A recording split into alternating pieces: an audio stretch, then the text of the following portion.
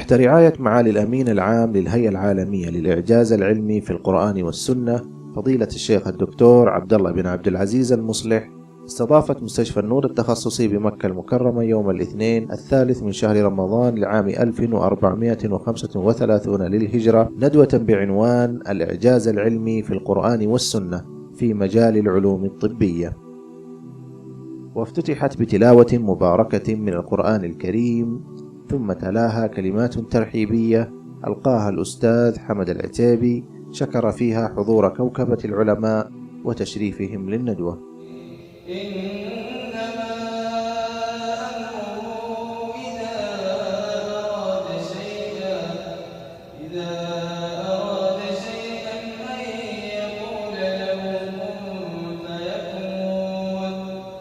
نتشرف بكوكبة من علماء درسوا الوحي واستنبطوا منه دلالات على الإعجاز الخارق.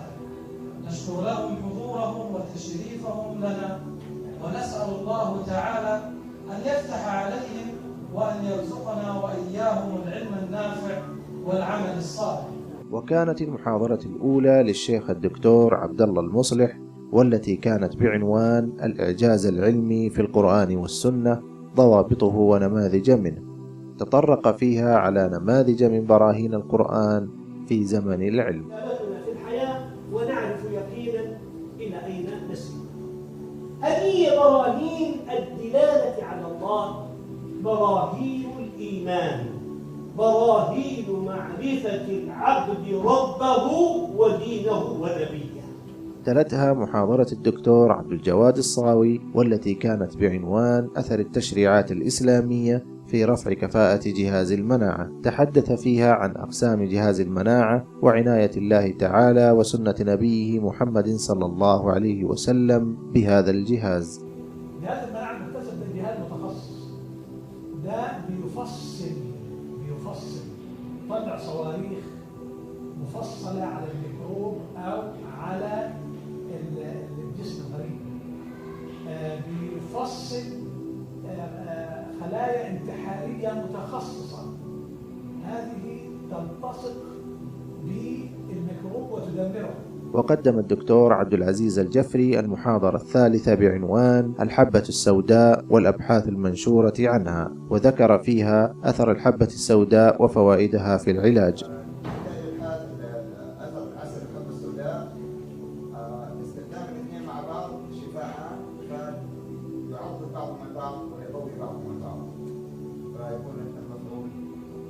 واختتمت الندوة بمحاضرة ليس الشديد بالسرعة للدكتور عطية بن فتح البقري، والتي ذكر فيها فسيولوجيا الغضب ودور الأدرينالين في قدرة الجسم على مواجهة الطوارئ أو الابتعاد عنها.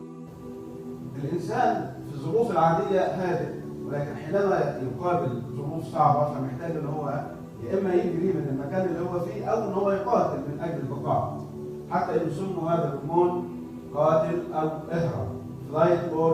وبعد انتهاء الندوة عبر المحاضرون عن سعادتهم للمشاركة في الندوة العلمية المقامة لهذا العام. دكتور عبد الله، تعليقكم على حول المشاركة في هذه الندوة المباركة وخصوصا في مجال العلوم الطبية؟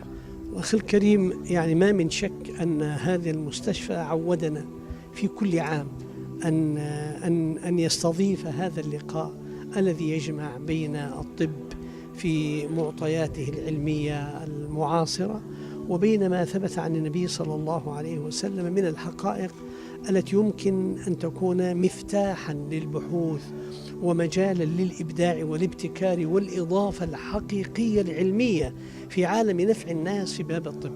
كون المستشفى يتبنى هذا التوجه بما فيه من نفع في الحاضر والمستقبل دليل على أن من يقوم على هذا المستشفى لديه من الرؤية والتطلع إلى أن يكون نافعا في الحاضر والمستقبل الشيء الكبير. أنا أشكرهم من كل قلبي، وأسأل الله عز وجل أن يديم هذه النعمة في هذا اللقاء السنوي بهذه الكوكبة من العلماء وبهذه الكوكبة من العاملين في مجال نفع الناس في باب الطب. مستشفى النور كانت مستشفى سباق الحقيقة لمثل هذه الندوات في الإعجاز العلمي الطبي المتعلق بتوعية جماهير الناس عن الطب والطب النبوي والفوائد العظيمة في تراثنا الطبي، حتى يستفيد الناس ونوعي الناس بكثير من الأشياء التي يجهلونها عن أنفسهم وعن أمراضهم وعن